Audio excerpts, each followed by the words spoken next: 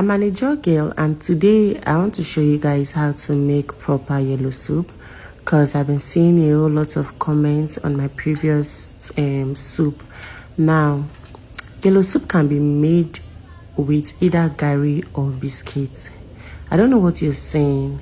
If you're an Ijaw person, if you're a true Ijaw person, you will know that yellow soup can only be taken with one of three: either biscuits, either gari, or that cocoyam flour. That is the way they used to do the cocoyam and use it to thicken. I've seen my mom using cocoyam to thicken yellow soup. So it's either you use cocoyam to thicken it, it's either you use gari to thicken it, or you see that you use biscuit to thicken it. So every other thing that people have been doing on this like black app is just confusing to me.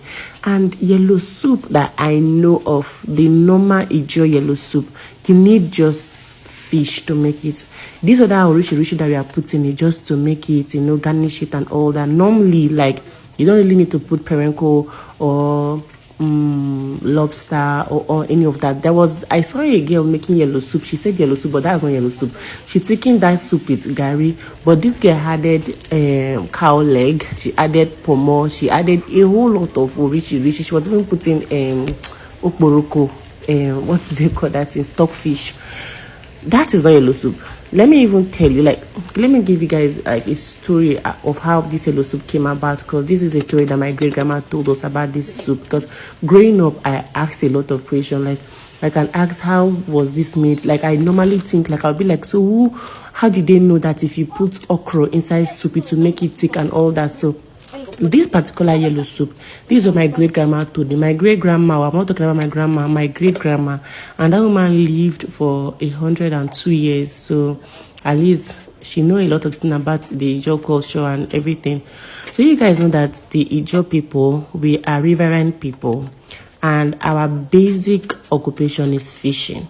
So my great grandma told me that there was this time that, and before now, according to my great grandma, before now, they used to go to a fishing camp aside the normal village. They will leave their village or communities, and they'll go to a camp. Sometimes that camp will have just a house or two houses, and sometimes it's just the husband and wife or with their children. And they used to go with a lot of food items. And according to her, they used to have a lot of food items because they can stay there for like a month or two before they come out. So she said that this particular trip, this husband and wife, they went for this particular like fishing camp, and their foodstuffs got exhausted, and all they had in the house was the fresh fish and gari and palm oil and onion. And that's how they decided to put all these things together. And then the soup is yellow. Is it not yellow? It is yellow. But if you want to like call it normal traditional name in Nembe, we call it kirigina, because it's just sharp food. Sharp, you understand? They call it kirigina. Some even call it goro, like fast soup, you understand? But the basic name that everybody know this soup as is yellow soup. Yeah, so that's how yellow soup came about. So I don't know what all of you are saying. We don't cook yellow soup with starch in Ijaw.